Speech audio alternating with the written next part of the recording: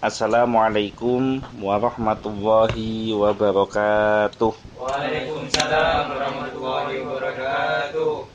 Alhamdulillah wassalatu wassalamu ala Rasulillah Sayyidina Muhammad ibni Abdillah wa ala alihi wa sahbihi wa mawala, amma ba'du. Pada siang hari ini kita kembali melanjutkan kajian fikih ibadah dari kitab Bulughul Maram, masih di dalam kitab Thaharah, yaitu kitab tentang bersuci, babu nawaqidil wudu'i, bab tentang perkara yang membatalkan wudu, hadis yang ke-73. Wa an Anas bin Malik radhiyallahu anhu, dan dari Anas bin Malik radhiyallahu anhu, annan nabiyya sallallahu alaihi wasallam, bahwa Nabi sallallahu alaihi wasallam ihtajama, berbekam, wa shalla, dan beliau sholat, walam yatawaddo, sedangkan beliau tidak berwudu. Akhrajahu Daruqutni, dikeluarkan oleh Imam Daruqutni. Walayyinahu, dan Imam Daruqutni menganggap rawinya layyin. Layyin itu ya lemah maksudnya. Lunak atau lemah, bisa difahami maksudnya. Jadi Anas bin Malik ini menceritakan bahwa Rasulullah Shallallahu Alaihi Wasallam berbekam ala hijamah. Berbekam yang dimaksud di sini adalah berbekam yang kalau katanya orang Madura diapakan berbekam itu? Dicanduk dan mengeluarkan darah. Karena bekam itu ada bekam yang keluar angin, ada bekam yang keluar darah. Dan Rasulullah itu selalu istiqomah bekam mengeluarkan darah. Jadi bekam mengeluarkan darah itu termasuk bagian dari sunnah Nabi.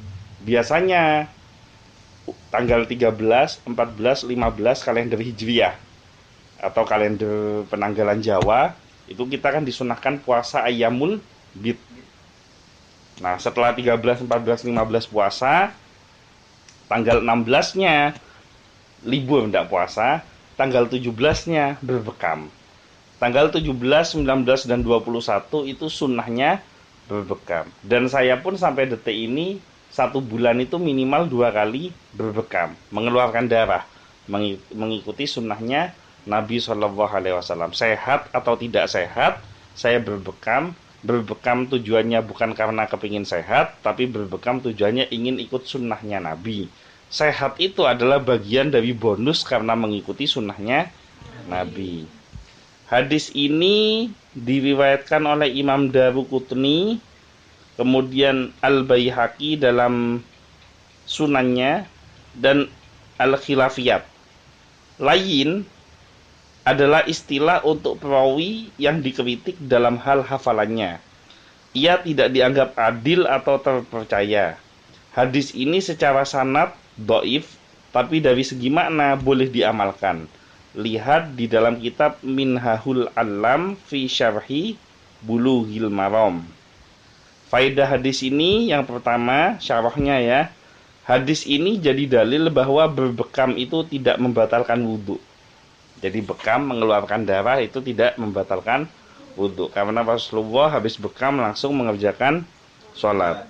Yang kedua, setiap darah yang keluar dari tubuh selain dari 2 jalan tidaklah membatalkan wudu, seperti mimisan, darah dari gusi, baik darahnya dalam jumlah banyak ataukah sedikit. Hadis inilah yang menguatkan pembahasan pada hadis sebelumnya, di mana hadis sebelumnya menceritakan tentang keluarnya darah dari 2 jalan itu membatalkan wudu, membahas tentang istihadah. Tapi pada hari ini diterangkan bahwa kalau keluarnya bukan dari kubul dan dubur, maka dia tidak membatalkan wudu. Bisa langsung mengerjakan sholat dengan catatan darahnya dibersihkan terlebih dahulu. Yang ketiga, darah itu najis. Jadi darah itu statusnya najis. Namun kalau darah keluar dari selain 2 jalan tidaklah membatalkan wudu. Sama dengan ilustrasi kemarin soal menyentuh Al-Quran. orang yang megang Al-Quran itu kan harus suci secara 3 kategori. Yaitu salah satunya suci secara hissi. Boleh jadi kamu punya wudhu, tapi kamu habis megang tai ayam. Berarti tanganmu tidak suci. Nah, wudhunya tidak batal, tapi tangannya tidak suci. Tidak sucinya itu, maka tidak boleh megang Quran. Nah, sama. Hari ini diterangkan bahwa darah itu najis.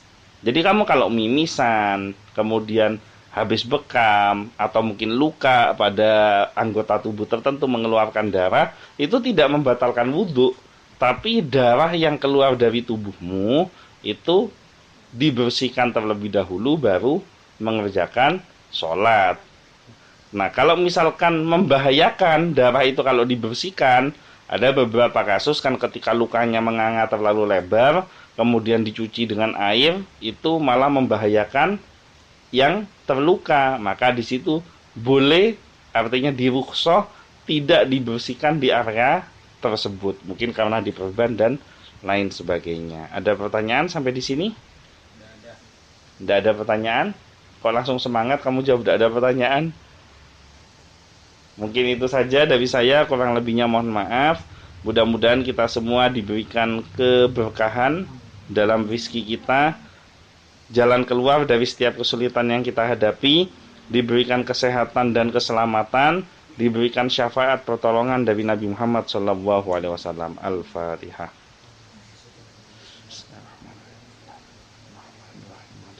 Iya kan.